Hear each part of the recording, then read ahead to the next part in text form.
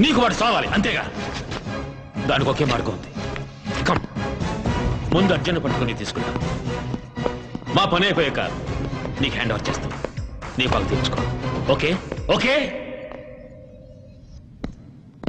ఎవడు వాడు? అర్జున్ చావాలంటున్నాడు. అప్పట్లో అర్జున్ కోర్టులో చంపిన ఫారెస్ట్ గార్డ్ కొండయ్య కొడుకు వీడు. కొండయ్య కొడుక? నో, వాడు కొండయ్య కొడుకు కాదు. నీకెలా తెలుసు? నాకెలా తెలుసా? వీడు వీడు కొండయ్య కొడుకు. 6వ ఏట అనాథలా నా దగ్గరికి వస్తే నేను పెంచాను.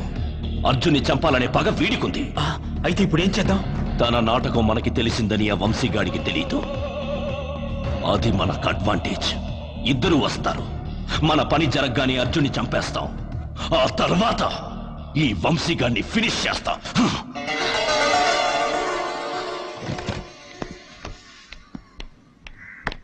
వంశీ,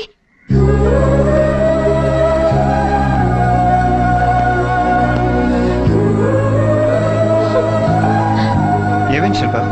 వాళ్ళు నిన్నేమన్నా చేస్తారని నాకు భయంగా ఉంది. నీకు తెలీదు, సిద్ధప్ప మనిషి కాదు, రాక్షసుడు. వాడికి నువ్వు కొండయ్య కొడుకువి కాదని తెలిసిపోయింది. నా మాట విను వంశీ, మనం ఈ ఊరు వదిలి వెళ్ళిపోదాం. అంటే మా నాన్న చావు అర్జున్ పగ మర్చిపోయి వెళ్ళిపోదామా? అర్జున్ అర్జున్ అర్జున్ ఆ మనిషి వచ్చాకే మన జీవితాలు అల్లకల్లోలం అయ్యాయి.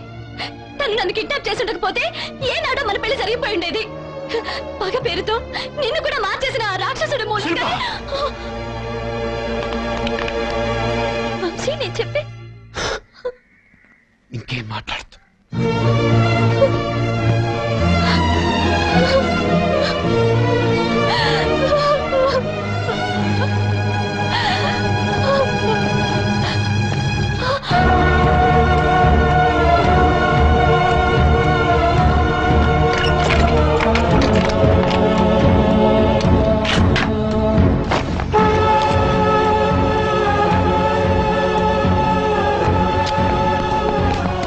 ఎక్కడికి వెళ్ళారండి?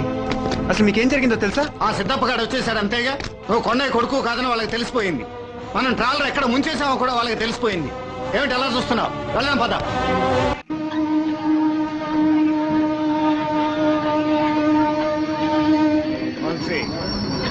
సిద్ధప్ప ఫస్ట్ ఏసీ బీ కూపేలో ఉన్నాడు.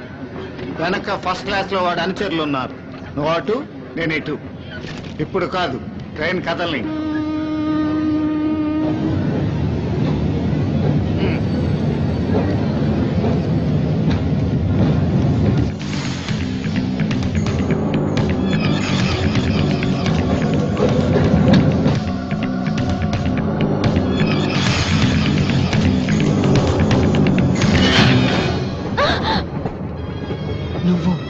నేనెంత చెప్పినా నువ్వు అర్థం చేసుకోలేదని, నీ పగ కంటే మన ప్రేమే గొప్పదని అర్జునే ఇలా చేశారు. మన ప్రేమ కోసం ఒంటరిగా ఏమైనా పర్వాలేదా నీకు?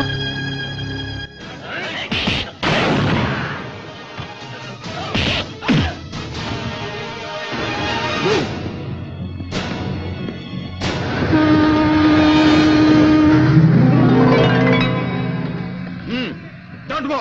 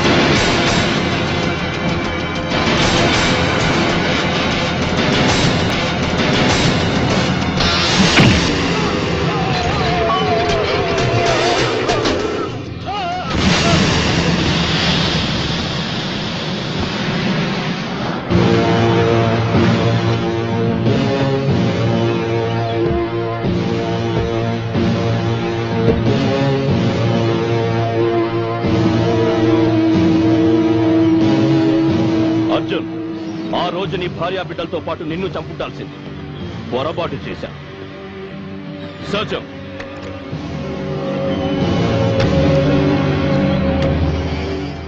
అర్జున్, మా వెపన్స్ ఉన్న ట్రాలర్ ఎక్కడ దాచావో చెప్పు. చెప్పకపోతే చస్తావు.